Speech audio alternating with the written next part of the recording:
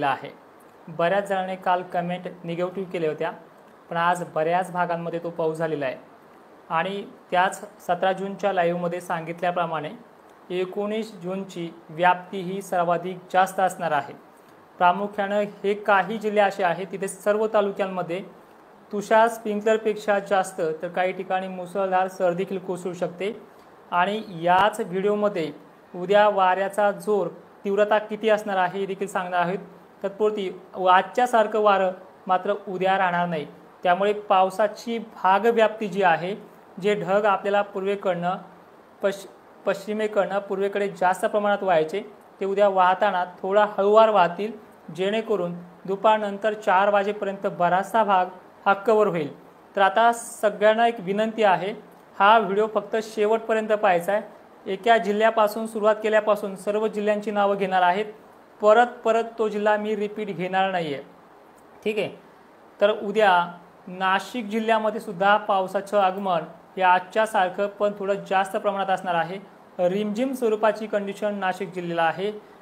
दक्षिण सोलापूर पट्टा, पुणे परिसर या भागांमध्ये झडीसारखी कंडिशन ते मध्यम वाऱ्याची कंडिशन काही ठिकाणी असणार आहे। पावसाची जी कंडिशन या भागामध्ये राहणार आहे, सांगली सोलापूरच्या दक्षिणेकडे कमी पण उत्तरेकडे थोडी जास्त असणार आहे। उद्या नाशिक क्षेत्राबरोबरच अहिल्यादेवीनगर परिसराच्या बऱ्याचशा 40 ते 45% भागांना राहुरी, उत्तरेकडील जे काही निवासा पट्टा असेल, पाथर्डी एरिया असेल, सारोळा कासार परिसर असेल, त्यानंतर उद्या गंगापूर, पैठण, वैजापूर, साक्री परिसर जो काही धुळ्याची कंडिशन आहे, धुळे परिसर सुद्धा उद्या पावसाच्या रडावरती आहे। व्याप्ती कालच्या व्हिडिओमध्ये जी सांगितली 40-45 तशीच आहे, पण आजच्यापेक्षा 3 ते 4 पट जास्त आहे। बुलढाणा जिल्ह्यामध्ये देऊळगाव राजा, खामगाव, मेहकर, लोणार पट्टा, त्याचबरोबर जे काही देऊळगाव मही, मलकापूर पट्टा आहे, इथे सुद्धा कमी अधिक प्रमाणामध्ये भाग घेण्याची व्याप्ती जास्त आहे। जालना जिल्ह्यामध्ये भोकरदन, जाफराबाद आजही 18 जूनला वारा घेतलाय, उद्या दुपटीने घेणार आहे। भोकरदन, जाफराबाद, त्यानंतर छत्रपती संभाजीनगरचे कन्नड, सिल्लोड, जळगावचे जामनेर वगैरे भाग जे आहेत हे सुद्धा तो घेणार आहे उद्याच्या 19 तारखेला। आता तुम्ही म्हणाल आणखीन काही तालुके राहिलेत, सगळ्या तालुक्यांची नावं घेता नाही, पण ह्या जिल्ह्यांची व्याप्ती चांगली आहे, 60 ते 70% राहणार आहे। जालन्याच्या घनसावंगी तालुक्यामध्ये देखील पाऊस आहे। अंबड, आष्टी हा देखील पट्टा आहे। रामनगर जी काही हायवे लगतची भाग आहेत, मंठा परिसर सुद्धा आहे, परतूर हा देखील भाग आहे। बदनापूर आज काही ठिकाणी झालाय, पण बदनापूरमध्ये आणखीन व्याप्ती उद्याच्या तारखेला वाढते आहे। त्यानंतर आता बघूयात बीड जिल्हा। बीड जिल्ह्याच्या सर्व तालुक्याला कमी अधिक प्रमाणात का होईना पाऊस हा होणार आहे। पावसाचं स्वरूप बीड जिल्ह्याच्या दक्षिण भागात कमी अधिक राहील, पण माजलगाव पट्टा, कडाष्टी पट्टा, गेवराईकडील पट्टा, शहागडकडील पट्टा, त्यानंतर सेलू, मानवत परिसर जो आहे, परभणीचा पट्टा, परळी वैजनाथ, केस धारूरला थोडा दिलासादायक पाऊस होण्याचे चान्सेस आहेत। ही 19 तारखेची कंडिशन सांगतोय। त्यानंतर नांदेड जिल्ह्याच्या सर्व तालुक्यांना आणि जवळपास 70 ते 80% गावांना उद्याचा 19 जूनचा हा पाऊस आहे। तत्पूर्वी लातूरची कंडिशन पूर्ण करूयात। लातूरचे उत्तरेकडील जे भाग असतील, लातूर शहरापासून उत्तरेकडे, हे बऱ्यापैकी घेण्याच्या मार्गावरती आहे। बऱ्यापैकी या भागांमध्ये पाऊस होण्याचे चान्सेस आहेत आणि हे जे सांगतोय हे जिल्हे हे कशामुळे इतके राहतील हे मात्र व्हिडिओच्या शेवटी सांगणार आहे। नांदेडचे सर्व तालुके उद्या पावसाचा होण्यामध्ये आहे आणि नांदेडसाठी उद्याचीच 19 जून बरी आहे 20 जूनपेक्षा, ठीक आहे।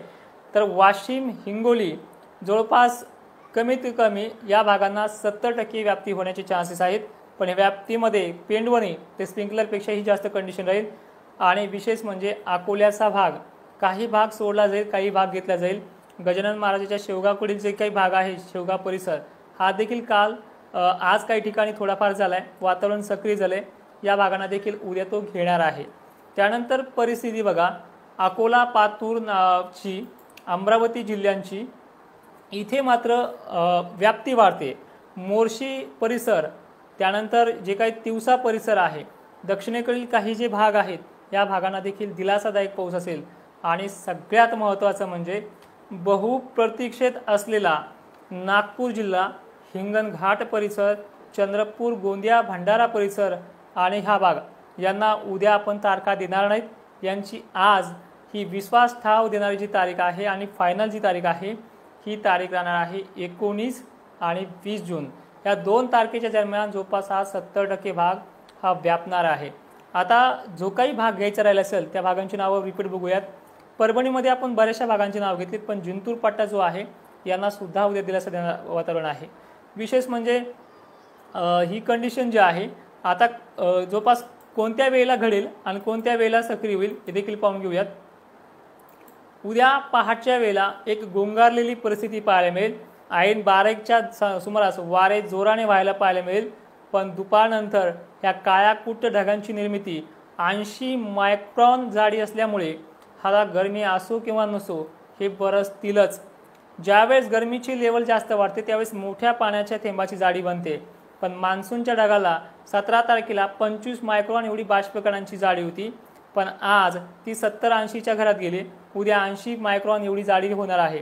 त्यामुळे दुपारनंतर किंवा काही ठिकाणी 4-5च्या नंतर जे काही ढग येतील ते रिकामे खाली जाणार नाहीत, ते बरसल्याशिवाय राहणार नाहीत। तर अशी एकंदरीत कंडिशन या भागांची उद्याच्या डेटला राहणार आहे। तर थोडक्यामध्ये सांगतोय पुन्हा एकदा ऐका। उद्या विदर्भामध्ये जवळपास सर्व जिल्ह्यांना भाग घेत सकाळी काही ठिकाणी थोडंफार, दुपारनंतर बऱ्याच ठिकाणी आणि रात्री बऱ्याच ठिकाणी भाग घेत ही कंडिशन सर्व तालुक्यांची आहे। त्यानंतर मराठवाड्याची परिस्थिती बघा।